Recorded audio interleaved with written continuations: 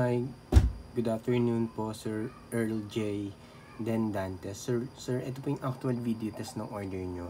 Palit GeForce GTX 1050 Ti 4GB. Storm X Edition po ito. Yan po sir yung fan. Napakatahimik lang sir. Walang kaingay-ingay. Tapos sir, yung recommended po na power supply at least 500 watts okay na po yun. Basta rated at branded po. Pero kung gagamit naman po kayo ng generic, yung 750 watts, okay din po yun. Basta brand new lang po. Pero recommended pa rin po namin. Kahit 500 watts lang po na rated at branded po na power supply, goods na po yun. Yan po yung dito. Yan. Ito po yung actual unit na ipapadala namin. Tapos, pakita ito. Pinapermark ko na siya. Tinitest. Tapos, ito po yung serial number niya. Yan, serial number niya. Tapos, sir, may mga warranty sticker po kami nilagay. Sir, pa-note po, bawal po alisin or buksan yung video card para hindi po ma-void yung warranty. Lahat naman po ng store may ganyan, may mga warranty sticker. Yan. Pag na-issue po, may warranty naman kayo, hindi bumukas, ganyan, or may mga issue. Yan. Message nyo lang po kami sir, basta i-head namin kayo. Tapos, basta huwag nyo lang po alisin yung warranty sticker. Pa-note po, yan. Bawal po alisin yung warranty sticker o buksan po yung video card. Yan po, meron pa rin po siyang, yan, yung warranty sticker po yung valid. Yan po, yung nasa screw, yan, yung may stop sign. It means po, never find na open, never find na repair, never pa po yung napalitan ng thermal paste. So, fresh pa rin po siya, sir. Yan. No, guaranteed po namin yan. No history of repairs. And never pa po yan na-open. Sure, 200% po sure yan. Guaranteed namin yan sa inyo. Yan. Alright, yan po. So, number. Tapos, yan yung part number. Okay, so, tapos ito sa permark. Yan. Ito po yung graph. Teka mamaya yan. Yan. Time running niya. 2 minutes 30 seconds. Yan. Yung naka-overlay po na data. Yan po yung MSI Afterburner software. Tapos yung graph. Yan. Napaka-smooth and stable. Tingnan po sir. Straight lang po siya sir. Goods na goods yan. Ito po yung buong screen. Wala pong kahit na anong issue. Teka lang. Nagkakulan po ng flashlight para nakikita. Po yung buong screen, wala pong kahit na anong issue, walang random restart or random shutdown, walang hang and freeze, wala din pong BSOD at garbage display na lumalabas. Napaka-smooth and stable lang niya po, Sir Earl J. Napaka-stable niya lang, wala po kayong magiging problema dito. Yan. Time check po ulit. Yan. Continuous running po siya, 3 minutes and 20 seconds. Continuous running po siya sa permark. Yan.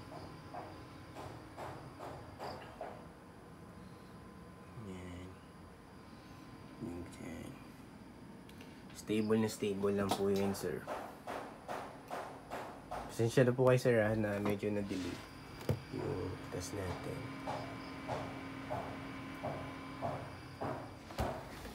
Alright po, sir. Isakto na natin na 4 minutes na siya dito sa continuous running dito sa permark. Para medyo matagal siya. Pero tested na po yan. Wala po kayong issue dyan. Graph po, stable na stable, straight na straight, sobrang smooth.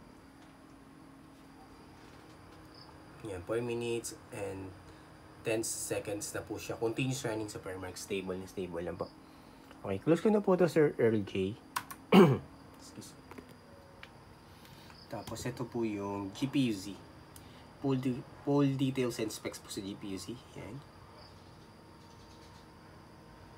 Sensor, yan, lahat po may reading hanggang baba. Tapos ito naman, MSI Afterburner. Ginamit ko to para may makita po kayo dito, yan. Sorry. Yan, yung naka-overlay po, yan. MSI Afterburner, yan. Yan, para, yan, makita nyo rin kung different na software. MSI Afterburner po, kahit anong brand or video card pwede pong gamamit yan. Yan, para makita nyo rin po yan. Yung detected niyang video card, yan, NVIDIA GeForce GTX 1050 Ti, alright. Tapos yan, yung naka-overlay na yan, yan po yung MSI Afterburner. Tingnan nyo, close ko po, mawawala yan. Yan, yun po yun, para kanina, yan. Yan din po sa supermarket, tinira natin kanina. Yan. Yan din po yung na-detect yung GPU, NVIDIA GeForce GTX 1050 Ti. Tapos, right click po dito sa desktop para for driver check. Yan. Naka-install po yung driver natin. Wala pong issue. Yan. Pag hindi po naka-install yung driver, it's either may issue yung video card or yung PC po. So, importante po sir na yan, naka-install yung driver. Yan, pinakita namin. Pag hindi po kasi nag-install yung driver, may issue po yun sa yung PC or yung video card. So, importante po yan na naka-install lagi. Yan. Yan po. System information ng driver. Yan. Alright. Tapos, open po Google Chrome. Yan. For time and date checking naman po. Para alam nyo real time. Kailan ko po ginagawa itong video recording. Before po namin i-ship out today. Yan. Yan. Naka 24-hour format lang po to yung website na yan. Bali yan siya. 5:27 PM. Saturday, August 23, 2025. Yan po yung current date and time natin nung nire-record po itong video test na nyo sir. Before po namin i-ship out. Tapos isa pa, new tab lang ulit ako. PH time now.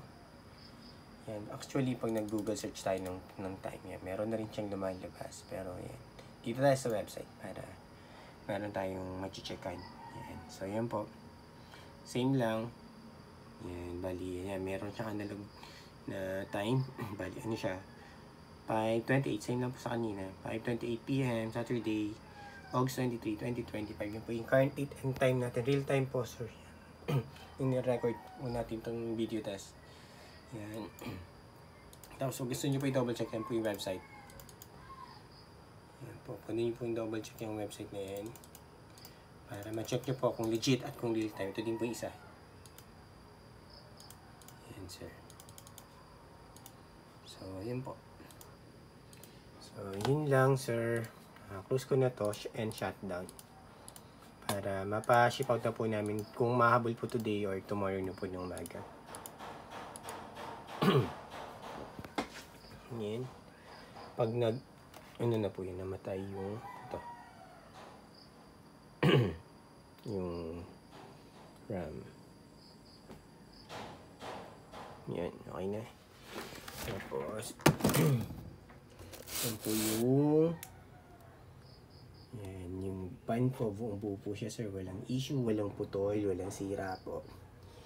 Tapos so yung serial number niya ulit. Yan. Yan po yung serial number, part number, official warranty sticker po ng palit. Yan po yung nasa screw.